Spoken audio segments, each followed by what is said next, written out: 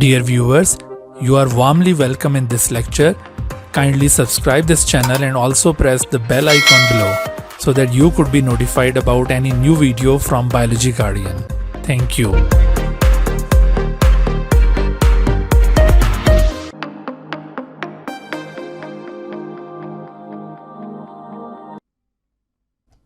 बिस्मिल्लाहिर्रहमानिर्रहीम।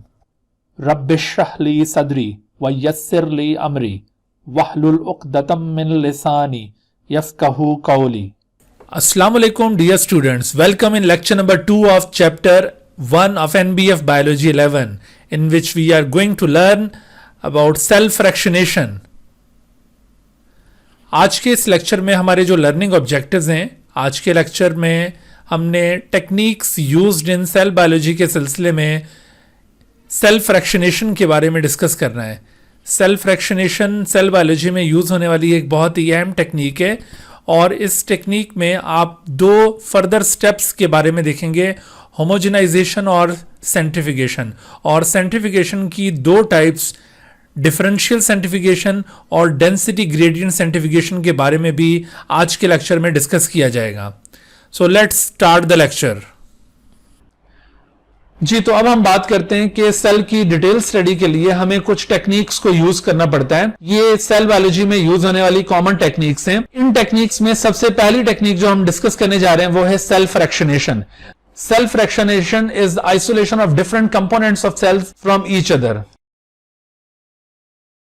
Cell fractionation का मकसद क्या है? सेल फ्रैक्शनेशन की क्यों जरूरत होती है? हम सेल के जो डिफरेंट कंपोनेंट्स हैं उनको आइसोलेट क्यों करना चाहते हैं? दरअसल सेल की डिटेल स्टडी के लिए हमें माइक्रोस्कोपी परफॉर्म करना होती है और इलेक्ट्रॉन माइक्रोस्कोपी के लिए जरूरी है कि सेल के अंदर मौजूद डिफरेंट ऑर्गेनल्स को एक दूसरे से अलहदा करके उनको डिटेल से स्टडी किया जा सके।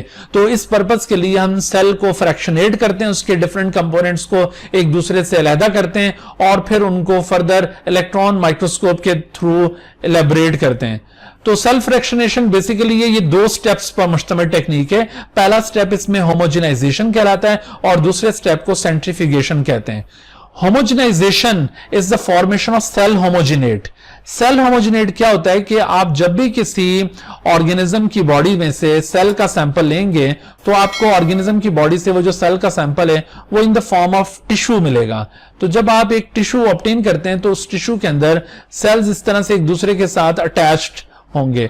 अब आप करते क्या है कि अगर इस टिश्यू को किसी सूटेबल मीडियम के अंदर डालकर उसको अगर हम शेक करें अच्छी तरह से, जैसे आपने ये टिश्यू से एक ऐसे मीडियम के अंदर आपने ऐड किया है जिस मीडियम में आपने कोई खास किस्म के एंजाइम डाले हुए, स्पेशल एंजाइम्स, वो स्पेशल एंजाइम जो कि सेल का जो सीमेंटिंग सब्सटेंस होता है उसको डिसॉल्व करने की सलाहियत रखते हो। मिसाल के तौर पर अगर ये प्लांट टिश्यू है तो प्लांट टिश्यू के अंदर सेल्स पैक्टिन के जरिए एक दूसरे के साथ अटैच होते हैं। तो इस वजह से हम अगर यहां पर पैक्टिनेज एंजाइम ऐड करें तो पैक्टिनेज एंजाइम की प्रेजेंस में जब आप इस प्लांट टिश्यू को शेक करेंगे अच्छी तरह से तो इस शेकिंग का नतीजा क्या निकलेगा कि आपको ये जो प्लांट टिश्यू पहले ये इस तरह से एक जगह पर एग्रीगेटेड नजर आ रहा था, अब आपको ये प्लांट टिश्यू इस तरह से इसके सेल्स एक दूसरे से सेपरेट होने के बाद आपको यूं इवनली डिस्ट्रीब्यूटेड नजर आएंगे।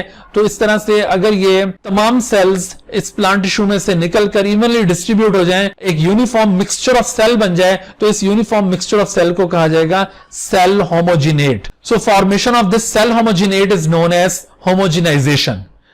जब एक बार होमोजेनाइजेशन हो जाती है तो उसके बाद फिर इस होमोजीनस मैस ऑफ सेल को यानी सेल होमोजिनेट को हम सेंट्रीफ्यूज मशीन के जरिए सेंट्रीफ्यूगेशन के अमल से गुजारते हैं। सेंट्रीफ्यूगेशन क्या चीज है? Centrifugation is the isolation of different components of cells according to their density by rotating them at high speed. Centrifugation एक ऐसी टेक्निक है जिसमें आप अपने सैंपल को बहुत हाई स्पीड के ऊपर रोटेट करवाते हैं। मिसाल के तौर पर ये सेंट्रल रॉड के साथ आपने ये टेस्ट ट्यूब्स इस तरह से अटैच कर दी और इन टेस्ट ट्यूब्स के अंदर आपने अपने सॉल्यूशन को डाला हुआ, जिसके अंदर ये सेल्स का एक सस्पेंशन मौजूद है, एक सेल होमोजेनेट मौजूद है। तो ये टेक्निक इस तरह से वर्क करती है कि बहुत हाई स्पीड के ऊपर इन ट्यूब्स को रोटेट किया जाएगा और इस रोटेशन की वजह से एक फोर्स जनरेट होगी जिसे सेंट्रीफ्यूगल फोर्स कहा जाता है। ये फोर्स यूं सेंटर से अवे मूव करवाती है चीजों को।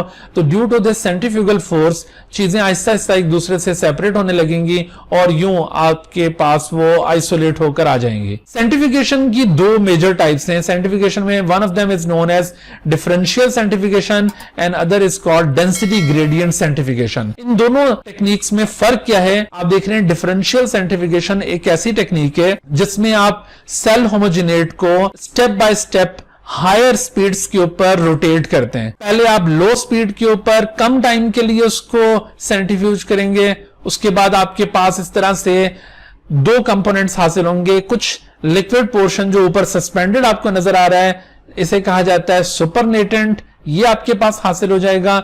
और उसके बाद दूसरा पोर्शन नीचे यूं सेटल डाउन हो जाएगा एक सेडिमेंट की फॉर्म में, इसे कहा जाता है पेलेट। तो इस तरह से आपके पास ये पैलेट हासिल हो जाएगा। तो यूं पहली दफा जब आपने इसको लो स्पीड के ऊपर सेंट्रीफ्यूज किया तो ये सुपरनेटेंट और पैलेट आपके पास ऑब्टेन हो गया। तो आप क्या करेंगे कि इस ट्यूब में से पैलेट को आइसोलेट करेंगे और सुपरनेटेंट को एक और ट्यूब में डालकर आप अगेन सेंट्रीफ्यूज करेंगे, लेकिन इस बार आपने स्लाइटली हायर स्पीड यूज करनी है और ज्यादा टाइम के लिए सेंट्रीफ्यूज करना है। तो इस तरह से सेकंड स्टेप के ऊपर भी आपके पास अगेन सुपरनेटेंट और पैलेट ऑब्टेन होगा। तो आप अगेन ये जो सेकंड पैलेट है इसको आइसोलेट कर लेंगे और फिर आप जो सुपरनेटेंट है उसको एक और ट्यूब के अंदर फर्दर हायर स्पीड के ऊपर सेंट्रीफ्यूज करेंगे फॉर मोर टाइम, और फिर आपके पास एज यूजुअल सुपरनेटेंट और पैलेट ऑब्टेन होगा। और इस पैलेट को भी आप सेपरेट करके सुपरनेटेंट को फर्दर हायर स्पीड और फर्दर टाइम के लिए सेंट्रीफ्यूज करेंगे और इस बार फिर आपके पास ये सुपरनेटेंट और पैलेट ऑब्टेन होगा। यूं इस तरह से आप स्टेप बाय स्टेप ना सिर्फ स्पीड को इंक्रीज करते जाएंगे बल्कि इसके साथ साथ टाइम को भी ऐड करते जाएंगे और इस तरह आपको हर स्टेप के ऊपर एक खास किस्म का पैलेट ऑब्टेन होता जाएगा। अब ये जो पैलेट है इसके अंदर क्या चीज मौजूद है? दरअसल ये जो डिफरेंट पैलेट्स आपके पास ऑब्टेन हुए, इन पैलेट्स के अंदर डिफरेंट साइज के सेलुलर कंपोनेंट्स मौजूद हैं। याद रखिए कि जो पैलेट सबसे पहले आपके पास ऑब्टेन होता है उस पैलेट के अंदर सबसे लार्जर साइज के कंपोनेंट्स मौजूद होते हैं। मिसाल के तौर पर जैसे कि होल सेल्स भी यहां पर हो सकते हैं, या फिर थोड़ी सी अगर स्पीड इस पे यूज की गई थी तो साइटोस्केलेटन या न्यूक्लिया इसके अंदर आपके पास आइसोलेट हो जाएंगे। बिल्कुल इसी तरह से जो हमने फर्दर हायर स्पीड और फर्दर टाइम के लिए सेंट्रीफ्यूज करने के बाद जो पैलेट ऑब्टेन किया, तो इस पैलेट में आपके पास अब पहले के मुकाबले में स्लाइटली स्मॉलर ऑब्जेक्ट्स मिलेंगे such as mitochondria, lysosome and peroxisomes.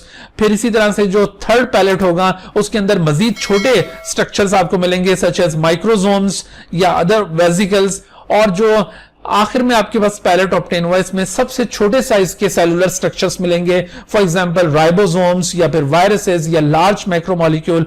तो इस तरह से आप देख रहे हैं कि डिफरेंट पैलेट्स में आपको डिफरेंट साइज के कंपोनेंट्स आइसोलेट होते हुए मिल रहे हैं और फिर इनकी सेपरेट स्लाइड्स बनाकर आप इनको इलेक्ट्रॉन माइक्रोस्कोप के लिए प्रिपेयर कर सकते हैं, वहां पर इनको फर्दर डिटेल के साथ स्टडी कर सकते हैं। अब यहां पर आपसे क्वेश्चन ये पूछे जा सकते हैं कि आपको इस तरह से अगर डिफरेंशियल सेंट्रीफिकेशन में डिफरेंट पैलेट्स यूं दिखाए गए हों और उनमें से पूछा जाए कि which of the following pellet contains the cellular structures of largest size, तो ऑब्वियसली जो पैलेट सबसे पहले ऑब्टेन किया गया होगा उसमें वो सेलुलर स्ट्रक्चर्स होंगे जो लार्जेस्ट साइज के होंगे। इसी तरह से जो सबसे लास्ट पैलेट होगा उसके अंदर सबसे छोटे साइज के स्ट्रक्चर्स होंगे। तो ये इस तरह की एमसीक्यूज यहां से पूछे जा सकते हैं। दूसरी जो टाइप है सेंट्रीफिकेशन की उसे कहते हैं density gradient centrification. Density gradient centrification में हम एक ही स्पीड यूज करते हैं और एक ही दफा सेंट्रीफ्यूज करेंगे एक पर्टिकुलर टाइम पीरियड के लिए और उसके बाद हमारे पास डिफरेंट सेडिमेंट्स ऑब्टेन हो जाएंगी।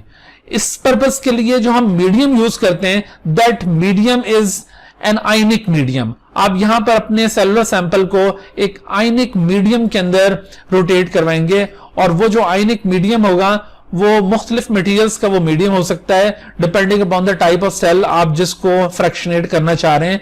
तो जैसे सीजियम क्लोराइड हो सकता है, सोडियम क्लोराइड हो सकता है या फिर इसी तरह से कोई और आयनिक सॉल्यूशन हो सकता है। तो आयनिक सॉल्यूशन यहां पर यूज करने का मकसद दरअसल ये था कि आप जब सेंट्रीफ्यूज करने से पहले टेस्ट ट्यूब प्रिपेयर करेंगे तो आपको ये टेस्ट ट्यूब इस तरह से मिलेगी कि इसमें आपके पास ये जो आयनिक सॉल्यूशन है इसके आयंस आपको यूं इवनली डिस्ट्रीब्यूटेड नजर आएंगे इस टेस्ट ट्यूब के अंदर, और आपका जो सैंपल है वो भी एक जगह पर आपको एग्रीगेटेड नजर आएगा। ये सपोज हमारा सैंपल है और जबकि ये बाकी जो आयंस हैं वो इक्वली डिस्ट्रीब्यूटेड हैं।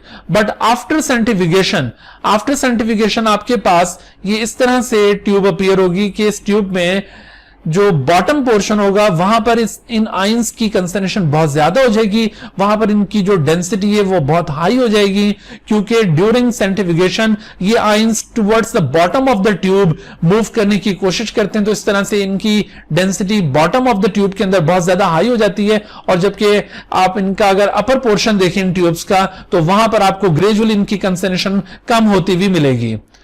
तो इस तरह आप देख रहे हैं कि आफ्टर सेंट्रीफिकेशन चूंकि इस ट्यूब के अंदर इन आयंस का एक ग्रेडियंट स्टैब्लिश हो गया है, डेंसिटी ग्रेडियंट। ग्रेडियंट का मतलब होता है डिफरेंस इन द कंसंट्रेशन। आपको यहां पर लो कंसंट्रेशन मिल रही है इनकी और ये नीचे बहुत हाई कंसंट्रेशन मिल रही है। तो इस तरह से ये लो टू हाई ये आपको डेंसिटी में डिफरेंस दिखाई दे रहा है थ्रू आउट द ट्यूब। तो therefore this technique is known as density gradient centrification. अच्छा, इस डेंसिटी ग्रेडियंट सेंट्रीफिकेशन का इफेक्ट ये होता है कि वो जो आपका सैंपल था उस सैंपल में से चीजें एक दूसरे से आइसोलेट होने के बाद अपनी एप्रोप्रिएट डेंसिटी के अकॉर्डिंग यहां पर सेडिमेंट फॉर्म कर लेंगी। यानी जैसे कोई जो बहुत लार्जर साइज के कंपोनेंट्स होंगे वो ये जो मोर डेंस एरिया है वहां पर सेडिमेंट फॉर्म करेंगे। मिसाल के तौर पर उनका सेडिमेंट ये बॉटम में बनेगा, उनसे जो छोटे साइज के स्ट्रक्चर्स होंगे उनका सेडिमेंट थोड़ा ऊपर रीजन में बनेगा, और उनसे भी जो छोटे साइज के कंपोनेंट होंगे उनका सेडिमेंट मजीद ऊपर बनेगा। तो इस तरह से आप देखें कि ये डिफरेंट सेडिमेंट्स में जो सेल्स के डिफरेंट साइज के कंपोनेंट्स हैं वो एक दूसरे से आइसोलेट हो गए। अब आप किसी माइक्रोपिपेट के जरिए केयरफुली इन सेडिमेंट्स को यहां से पिक करके उनकी अलग से स्लाइड बना सकते हैं और उसको फर्दर माइक्रोस्कोपी के लिए प्रिपेयर कर सकते हैं, उसकी फर्दर इन्वेस्टिगेशन कर सकते हैं। अब देखो यहां पर आपसे क्वेश्चन इस तरह से एमसीक्यूज में पूछे जा सकते हैं। मिसाल के तौर पर आपको इस तरह की कोई फिगर दिखाई जाए और आपसे कहा जाए कि ये डेंसिटी ग्रेडियंट सेंट्रीफिकेशन के बाद हासिल होने वाली ये चंद एक सेडिमेंट्स हैं, तो इनमें जैसे यूं लेबलिंग की हुई है, मिसाल के तौर पर ये ए बी सी, तो आपसे पूछा जाता है कि which of the following sediment contains the structures of largest size. तो ऑब्वियसली जो sediment bottom of the tube में बनी हुई है वहां पर लार्जेस्ट साइज के स्ट्रक्चर्स मौजूद हैं, और इसी तरह से which sediment contains the structures of smallest size. तो यहां पर जो sediment towards the mouth of the tube मौजूद है वहां पर जो स्ट्रक्चर्स मौजूद हैं वो स्मॉलर साइज के हैं, और इसी तरह से इंटरमीडिएट साइज के जो स्ट्रक्चर जिस सेडिमेंट में मौजूद होंगे वो आपसे पूछा जा सकता है। तो जैसे आपको यहां पर तो 3 सेडिमेंट दिखाई है, हो सकता है कि इससे ज्यादा सेडिमेंट्स आपको यहां पे नजर आए, तो इस तरह के एमसीक्यूज यहां से पूछे जा सकते हैं। अच्छा बच्चों, आज का ये लेक्चर हम इसी जगह पर कंक्लूड करते हैं। उम्मीद है कि इस लेक्चर में जितने भी कंटेंट्स आपको एक्सप्लेन किए गए हैं आपको बखूबी वो समझ में आ चुके होंगे, और इस लेक्चर के जितने भी लर्निंग ऑब्जेक्टिव्स थे उनको आपने सक्सेसफुली अचीव कर लिया होगा। Dear viewers, thank you for watching this video. If you have not subscribed this channel, kindly subscribe it and also press the bell icon below so that you could be notified about any new video lecture from Biology Guardian. And also do not hesitate to ask any question regarding this lecture. My contacts are shown on the screen. Thank you once again.